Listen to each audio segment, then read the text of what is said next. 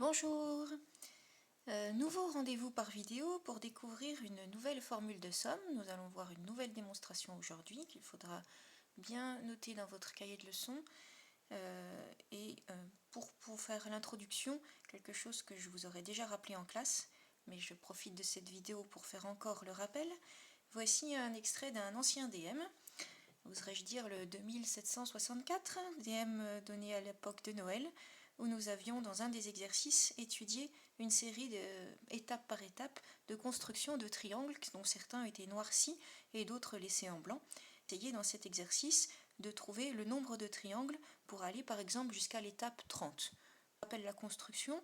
À l'étape initiale, qu'on pourrait appeler étape numéro 0, il y a un seul triangle blanc, donc aucun triangle noir. Le nombre de triangles noirs à l'étape initiale est 0.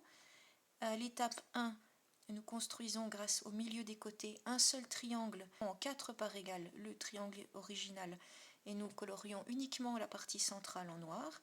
Donc à l'étape 1, un seul triangle noir. À l'étape suivante, dans chaque partie laissée blanche, redécoupons à nouveau en 4 et nous colorions le triangle central, ce qui donnera le triangle noir précédent et 3 nouveaux triangles noirs qui apparaissent. Et le processus est le même à chaque étape. Chaque triangle noir nouvellement apparu va donner naissance à l'étape suivante à 3 nouveaux triangles noirs dans chaque partie laissée en blanc précédemment. Revoyons maintenant comment nous avons pu mettre en évidence un calcul qui permet étape par étape. À l'époque nous avions fait avec un algorithme, mais il va être intéressant maintenant de voir que nous pourrons utiliser une formule pour obtenir directement le résultat sans être obligé de faire un algorithme et donc de taper un programme. Donc revoyons la méthode qui permet de passer déjà étape par étape et ensuite quel calcul il conviendrait de faire apparaître pour atteindre n'importe quelle étape et en particulier l'étape 30 qui nous avait intéressé. Donc pour la première étape, nous avons noirci un seul triangle. Étape 1, un seul triangle noirci. À l'étape suivante, étape 2, nous avons toujours le triangle noir précédent, mais je rajoute des nouveaux triangles. Dans chaque espace blanc laissé précédemment, je rajoute un nouveau triangle à chaque fois, c'est-à-dire en tout 3 nouveaux triangles, ce qui donnera évidemment 4, mais ici c'est la décomposition de la méthode qui m'intéresse et pas tellement le résultat final.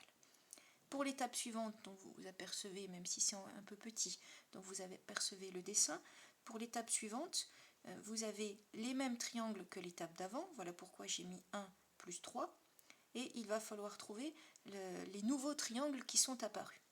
Et l'idée, c'est que autour de chaque triangle noir précédent, vous avez une zone blanche, ou plutôt vous avez 3 zones blanches, et à chaque fois, donc, chaque triangle noir précédent fait apparaître 3 nouveaux triangles noirs. 3 triangles noirs nouveaux pour celui-là, également pour celui-là, également pour celui-là. Les 3 anciens triangles vont faire apparaître, pour chacun d'entre eux, 3 nouveaux triangles noirs. Nous avions 3 triangles noirs nouvellement apparus à l'étape précédente. Nous allons obtenir 3 fois 3, c'est-à-dire 9, ou encore 3 au carré. 3 au carré, triangle noir encore plus petit à l'étape suivante. Essayons de voir maintenant, sans avoir le dessin sous les yeux, ce qu'il va se passer pour l'étape 4. Eh bien, à l'étape 4, nous aurons les mêmes triangles qu'à l'étape 3, c'est-à-dire le gros triangle central, les 3 triangles de taille raisonnable, à nouveau les triangles plus petits qui étaient apparus de l'étape 2 à l'étape 3, c'est-à-dire 9 ou 3 au carré. Il va falloir que dans chacun des endroits blancs, un nouveau triangle noir apparaisse. C'est-à-dire qu'autour de chaque triangle noir ancien, donc autour des 9 petits triangles noirs qui étaient apparus précédemment, nous avons 3 zones blanches autour de chaque petit triangle noir. Il va falloir faire apparaître dans chaque zone blanche un nouveau triangle noir. C'est-à-dire, pour ce triangle-là, 3 nouveaux minuscules triangles noirs, à nouveau 3 nouveaux minuscules triangles noirs, etc. En tout, il en faut 3 au carré fois 3, c'est-à-dire 3 au cube. Nous remarquons donc que pour obtenir le nombre de triangles noirs qui sont apparus à l'étape 4 qui n'apparaît pas sur le dessin mais qu'on peut parfaitement imaginer, la formule qui apparaît correspond à 1 plus 3 au carré plus 3 au cube, c'est-à-dire que nous nous arrêtons un cran avant le numéro de l'étape. Si on regarde ce qui s'était passé à l'étape précédente, 1 plus 3 au carré pour l'étape 3. Si nous nous intéressons maintenant à l'étape 30, eh bien, vous comprendrez aisément qu'il y a le gros triangle noir initial de la première étape, puis les autres triangles de taille moyenne qui étaient apparus à l'étape suivante. Les triangles un petit peu plus petits apparus à l'étape 3 sont toujours présents. À l'étape 4 qui n'est pas dessinée, nous en avions 3 au cube, etc. etc. Et assez aisément, j'espère, vous vous rendez compte que de l'étape 29 à l'étape 30, nous allons avoir 3 fois le nombre de triangles nouvellement apparus, ce qui fait apparaître du 3 exposant quelque chose. Pour l'étape 4, nous nous étions arrêtés à 3 au cube. À l'étape 30, il conviendra de s'arrêter à 3 exposant 29.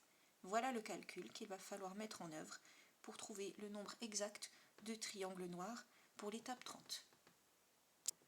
Nous avons donc cette somme à calculer et je rappelle que pour l'instant nous avons à notre disposition une première formule de somme démontrée précédemment qui est que la somme des entiers consécutifs de 1 jusqu'à n, 1 plus 2 plus 3 plus 4 etc.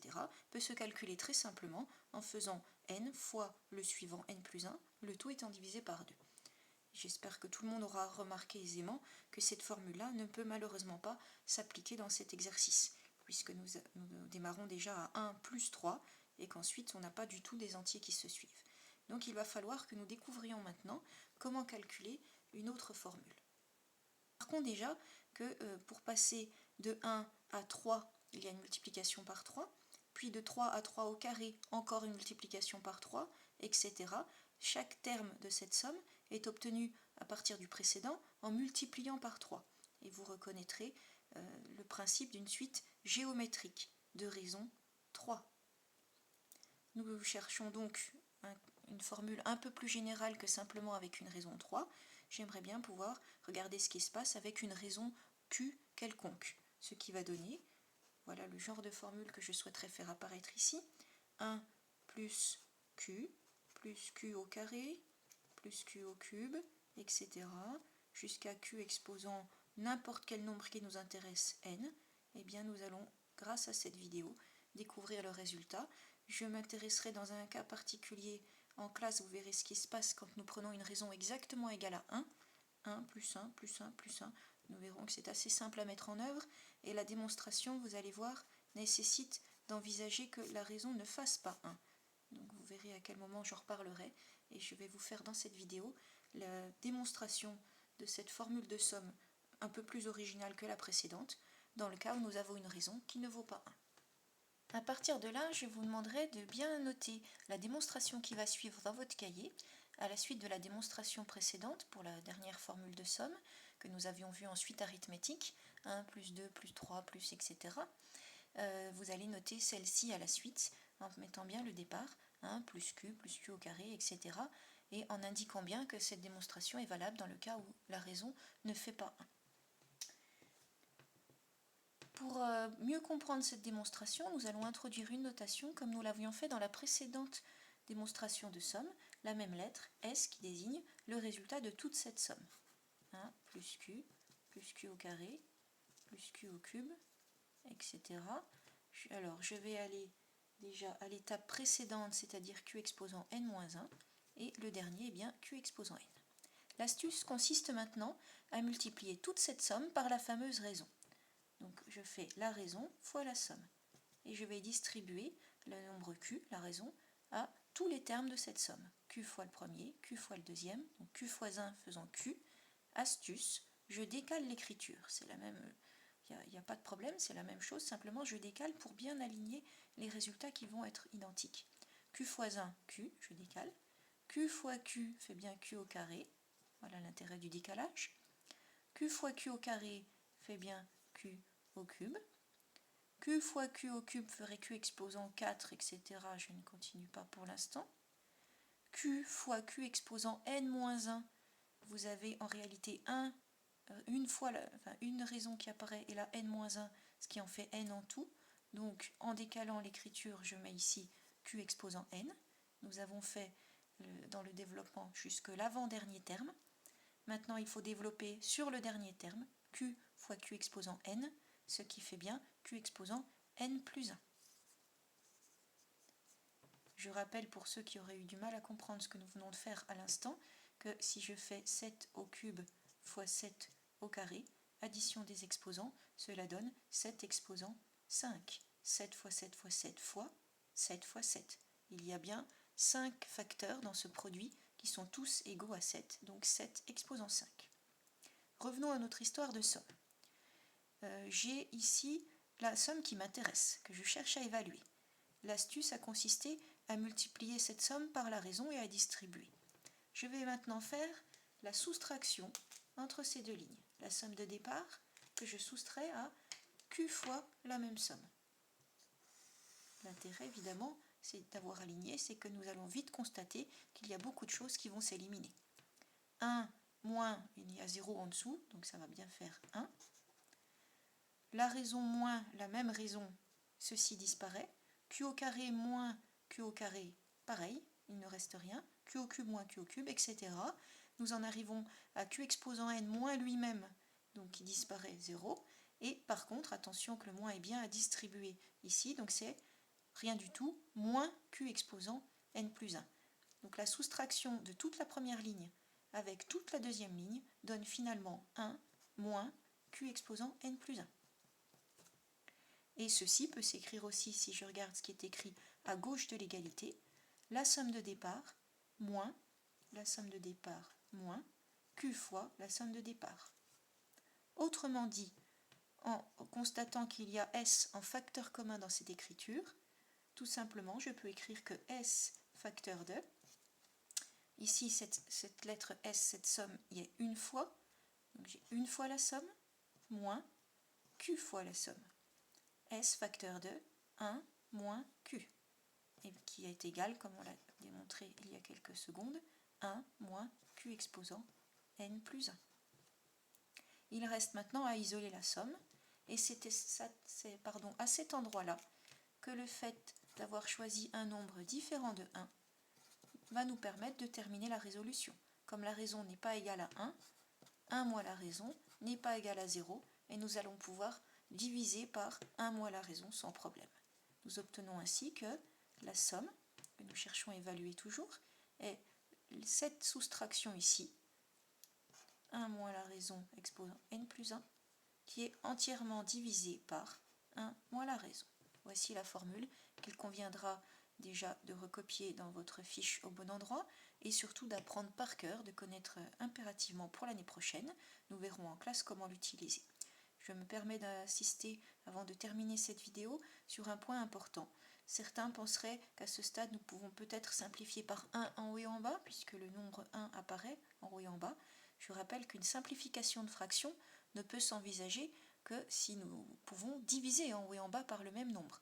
Simplifier une fraction, c'est pas juste barrer des nombres en haut et en bas identiques, c'est diviser par le même nombre en haut et en bas, éventuellement, si ça nous fait plaisir, multiplier en haut et en bas par le même nombre. En aucun cas, nous ne pouvons soustraire le même nombre en haut et en bas.